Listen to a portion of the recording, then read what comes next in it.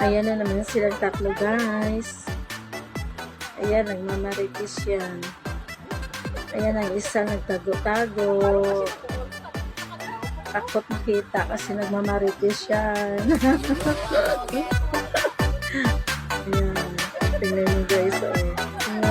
Lumagas na siya kasi tapos tapos siya nagmaritis. Takot kasi siya makita sa camera na nagmamaritis. Kaya ayan, nagtago siya. Ayan. Ayan, guys, naghaharutan na. Ayan, nagmamarites na sila, oh. Na. Pasimple lang yan, pero nagmamarites yan, guys.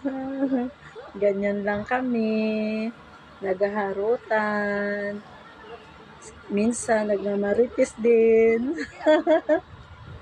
Hindi yan maiwasan. Pero, joke-joke lang. Ayan, na kami, naghaharutan na. Tinulak si Sheila. Bye-bye. Thank you for watching.